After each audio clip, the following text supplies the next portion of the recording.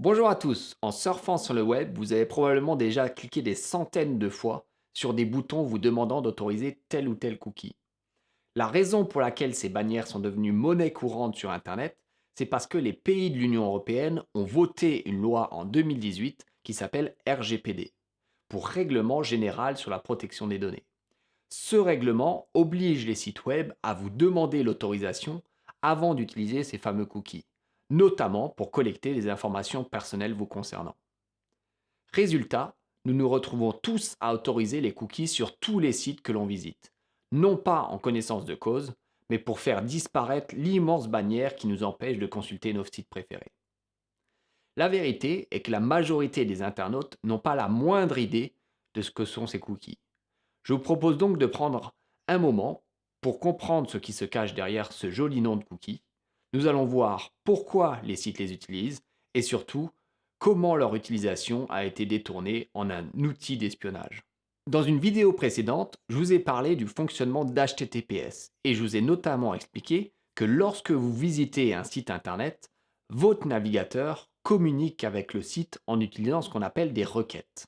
Concrètement, lorsque je souhaite visiter la page d'accueil du site d'eWatchers, je saisis l'adresse dans mon navigateur, qui va ensuite créer et envoyer une requête à destination du serveur, c'est-à-dire l'ordinateur sur lequel est hébergé notre site internet.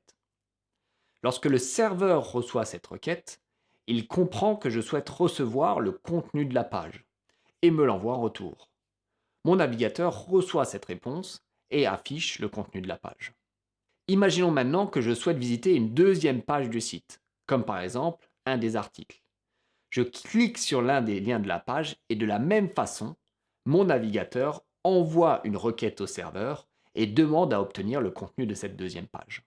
Les deux échanges qui se sont déroulés, c'est-à-dire la requête envoyée initialement pour recevoir la page d'accueil et la requête envoyée ensuite pour recevoir la page de l'article, sont totalement indépendants.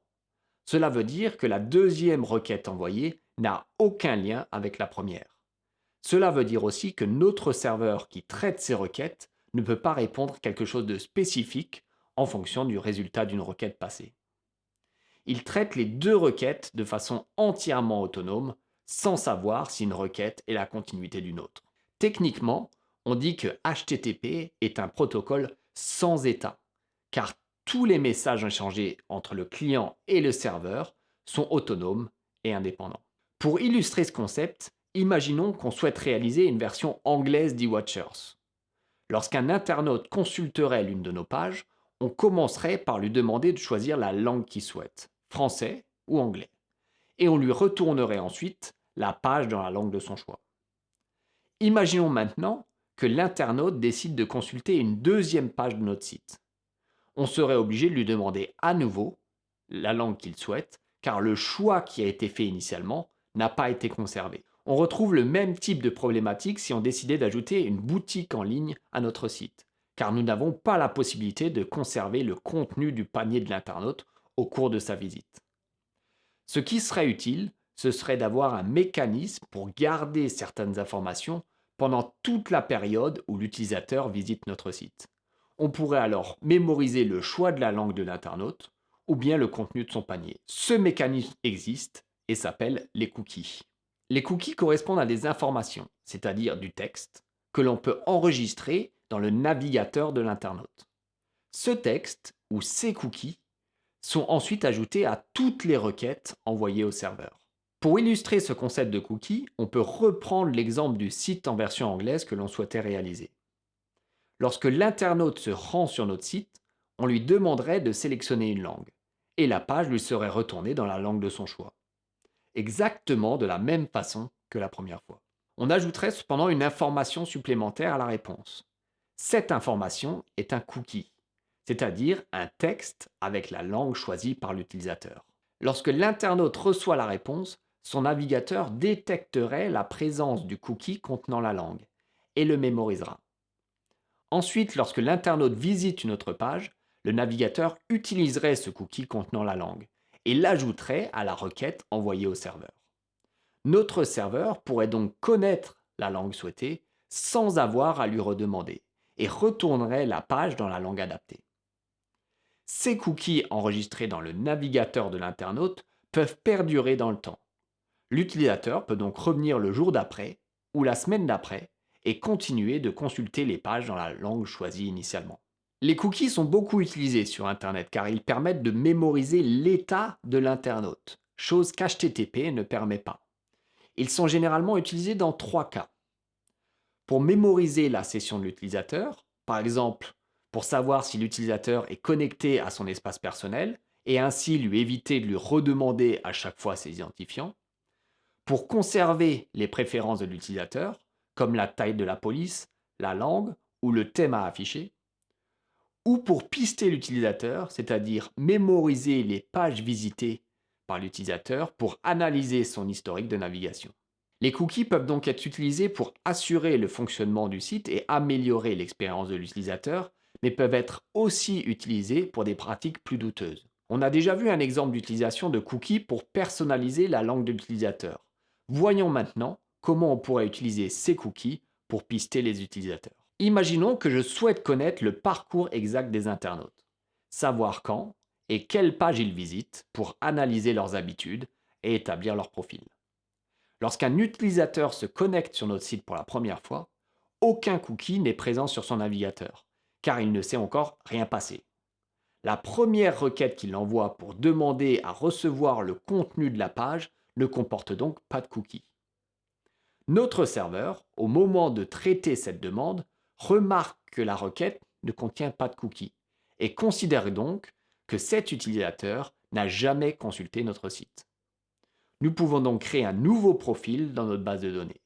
Ce profil contiendra tout l'historique de l'utilisateur, c'est-à-dire les pages qu'il a visitées et l'heure à laquelle il les a visitées. Nous allons aussi attribuer un numéro à ce profil, par exemple le 15. La réponse peut maintenant lui être envoyée. Cette réponse contiendra le contenu de la page, mais aussi un cookie avec l'identifiant 15 que l'on vient de créer. Lorsque le navigateur de l'utilisateur recevra notre réponse, il détectera la présence de ce cookie et le mémorisera dans l'appareil de l'internaute. Puis, lorsqu'il visitera d'autres pages, ce cookie contenant l'identifiant sera ajouté aux requêtes.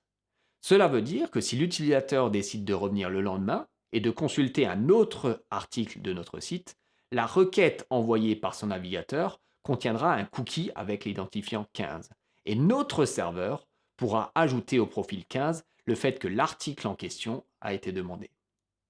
Petit à petit, on construira donc une base d'informations contenant le parcours précis de l'utilisateur 15, nous permettant de savoir les thèmes qui l'intéressent et de comprendre son comportement. Cet exemple est très simplifié pour vous permettre de comprendre le fonctionnement, mais des systèmes identiques existent bel et bien sur Internet pour faire votre profil et vous proposer par exemple des publicités plus ciblées. Des cookies peuvent être placés dans votre navigateur par le serveur du propriétaire des sites que vous visitez, comme on vient de le voir.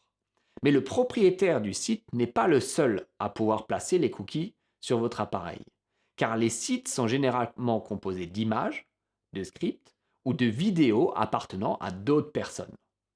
C'est le cas par exemple si le site inclut une publicité qui provient d'une agence publicitaire.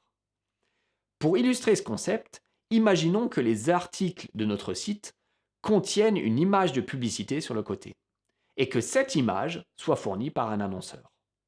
Lorsque vous visiterez notre article, votre navigateur enverra donc plusieurs requêtes.